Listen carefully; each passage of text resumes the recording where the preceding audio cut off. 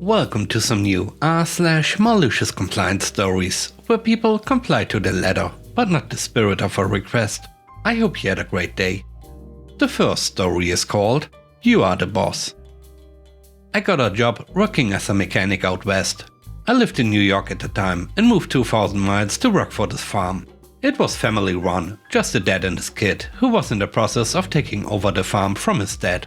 His brother helped out when school let out, but most of the time it was just the three of us. I flew out for an interview and they explicitly said they didn't like doing mechanical work, so they needed someone to handle anything that came up in that respect. I have 15 years of experience working on farm equipment, so it was a great fit. Everything seemed great in the interview, so I accepted the job and moved 3 weeks later. I say everything seemed great, because I quickly found out the kid was very insecure and quickly made it clear that I couldn't do anything without his approval. Even for a simple oil change, he was there watching my every move. Then the day came when he wanted me to change the airbags on a trailer suspension. He had changed one a year before when it blew and wanted to change the other 3 before there was another problem. Preventive maintenance is bread and butter, and I started pulling off the old bags. He got down under the trailer with me and told me that I was in fact removing the bag he had replaced last year. I respectively told him it was an old bag. He must be mistaken, as it was dry rotted. A closer inspection also showed 3 bags. This one included were the same brand, and the 4th was a different brand. The 4th was also the same brand as the 3 replacement bags he had just bought, and more importantly, wasn't dry rotted. He told me I was wrong, not to argue, and to leave the old bag and start removing the others, including the good one. Okay, you are the boss. So I started the job of removing the 2 bad bags and 1 good one. 45 minutes later, he shows up and sees the good bag I removed. He compared it to the new bag that was still on the floor and decides it is, in fact, a good bag and I should remove the one I initially found to be bad. Doesn't matter to me, you can pay me twice to do the job. There were other times this happened, so I wasn't really upset when I got laid off. They blamed it on the drought, but I don't think that was the only reason. The next story is called Bureaucracy Fun. Italy. The year was 1995. Internet was dial-up only and really expensive. Our municipality decided to give away free dial-up internet to any citizen who asked for it. The procedure to get an account was: call the appropriate municipal office by phone to get an appointment. Then go to the office to show your ID and have a username/password. I was walking past said office and thought, why not? I went in. There was a small desk in this big empty room with a sign that said Hyperbole, the name of the free internet initiative. I asked the clerk, who was free, if I could sign up for free internet. She asked me if I had an appointment.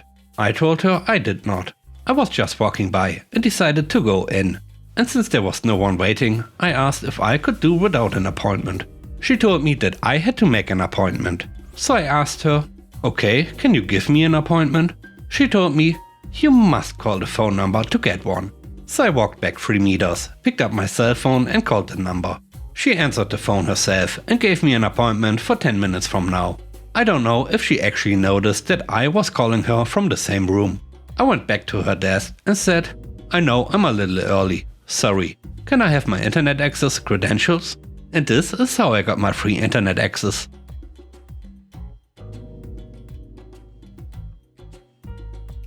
The next story is called Call You Every Time.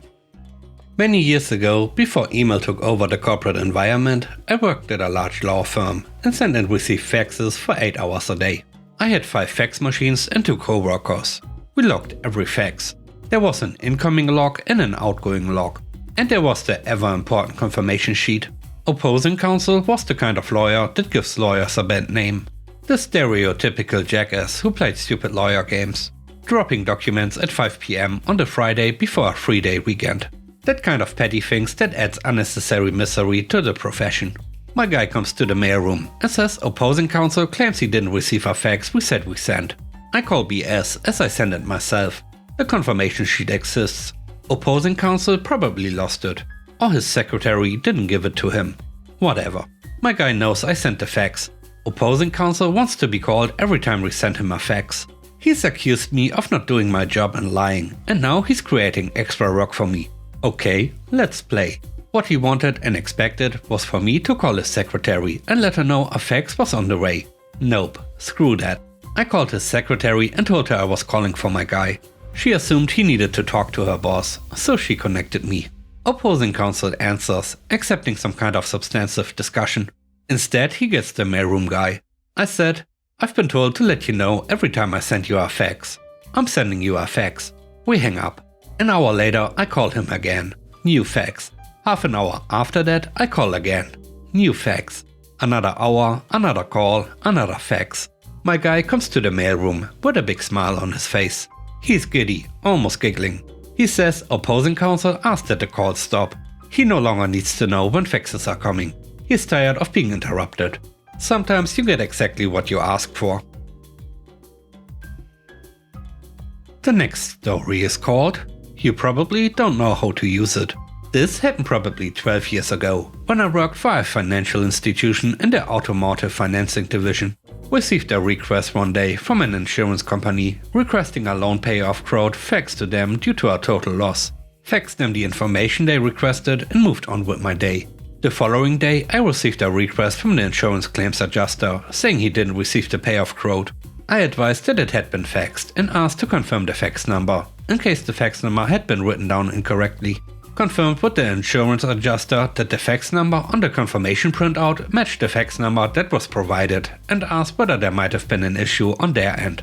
He said that was impossible and insinuated that I must not know how to use a fax machine, since I was a female. I didn't respond to these comments and just advised that I would resend the requested information to the fax number he provided. We had 3 fax machines in my department. Every hour, on the dot, I faxed the requested information using all 3 fax machines. 6 hours later, he called and begged me to stop. I thanked him for confirming that he had received my faxes, as I was concerned that, based on our previous conversation, I did not know how to send a fax properly.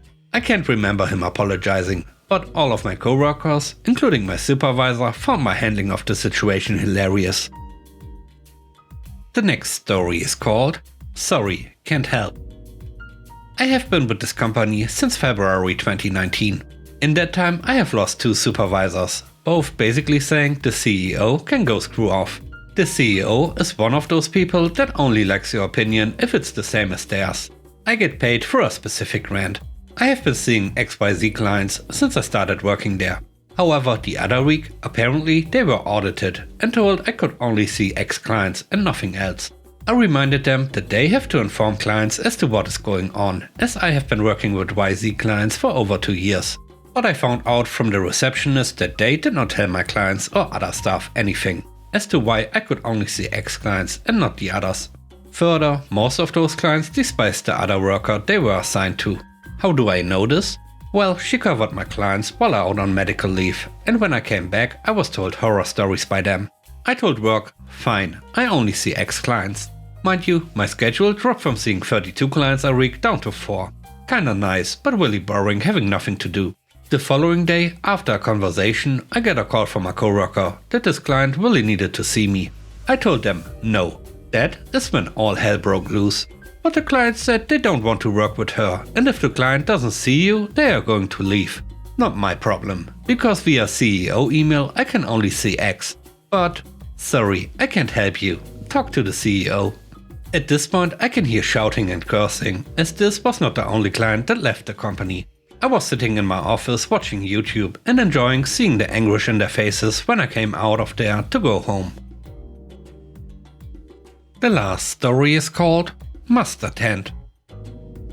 On the day of this story I was attending a hazard reduction burn. So I was out in the bush with a fire truck, suited up and running around like a happy pyromaniac. I get a phone call from work. I answer and get told I must be present for a virtual meeting scheduled in 10 minutes for training on a system I already know, as I had been using it for the past 6 months at a venue. I reminded them that it is my day off, and my manager speaks with the tone of, "Do it or you are fired." Alrighty then. First strike, the manager is late to their own meeting. The meeting eventually starts, and I have connected by my phone and Bluetooth earphones. My camera and mic are off because of the noise. The other firefighters are having a chuckle at my expense. Then my manager insists I turn my camera and mic on, otherwise they will mark me as absent. Alright then. I stand in a spot where the fire will roar up behind me, somewhat safely, and turn my phone camera and mic on. The rest of the firefighters go nuts with the radio chatter. The people in the virtual meeting see me masked up, in full ensemble, with the noise of fire roaring up behind me, the sound of the pump and the panicking radio chatter. I then end the call. The manager then begins to frantically ring, as she thinks she has just seen one of her better team members go up in flames.